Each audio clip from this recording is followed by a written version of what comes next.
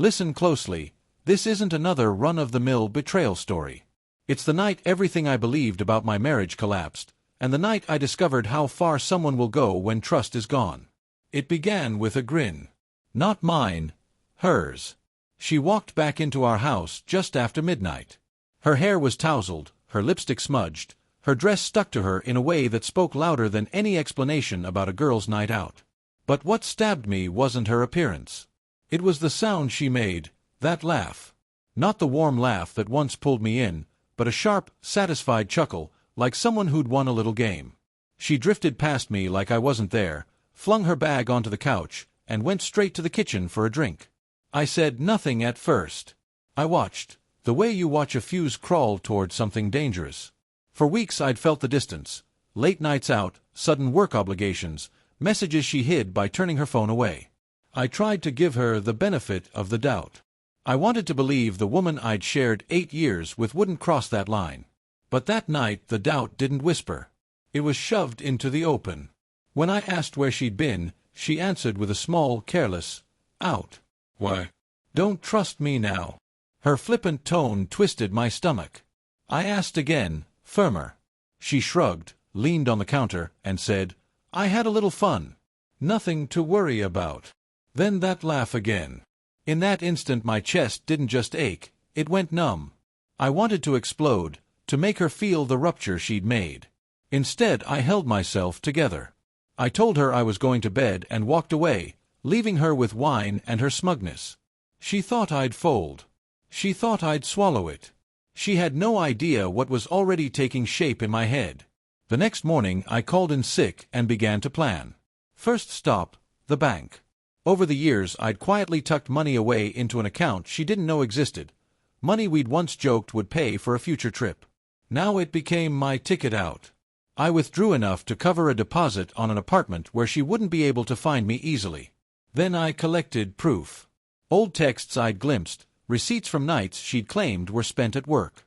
I reviewed our home security footage from the night before. The grainy clip didn't lie. A man dropped her off, they kissed hard and long on the porch, then she came in, laughing as if nothing mattered. Watching them no longer hurt, it lit a cold fire inside me. By evening I'd packed a bag. I kept my face normal, acted as if nothing was wrong. We even shared dinner.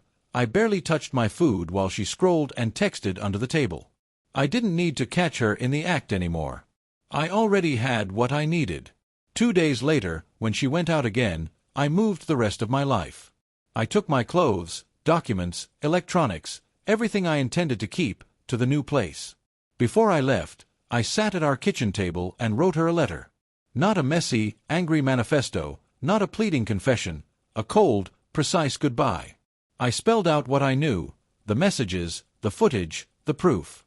I told her I'd emptied our shared savings account, every last dollar, and left her to handle the mortgage and the bills she'd become so complacent about. I offered her the house, on one condition: she'd have to figure out how to pay for it herself. And then I closed with the line I knew would cut the deepest. "You came home laughing that night. Let's see if that laugh lasts now." I left the letter on the counter, placed her wedding band, not hers, but mine, on top, and walked out. I didn't look back.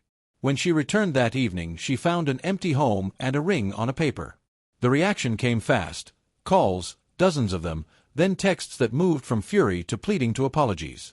She insisted it was a mistake, blamed drunkenness, said it meant nothing. She begged me to talk, to come home. I didn't respond. In the weeks that followed, people I used to count as mutual friends said she was unraveling. She missed too many days at work, lost her job, and couldn't keep up with the mortgage. The man she'd been with disappeared once he realized she no longer had a secure life to rely on. I, meanwhile, began to rebuild. Small steps, steady choices, a life without the suspicion and the games. This wasn't about petty revenge. It wasn't about making her pay for the sake of pain. For me, it was about a clear consequence for a clear betrayal. She believed she could humiliate me and keep everything, comfort, status, safety, while treating our vows like a joke. Instead, she learned that actions have a price. Sometimes the person who seems too kind to fight back is simply the one who walks away and never gives you the chance to make amends. She came home that night laughing, not knowing she'd already lost it all. I didn't raise my voice. I didn't stage a scene. I disappeared and let the silence and the consequences speak for themselves. That quiet was sharper than any argument, and it made her regret every choice that led her there.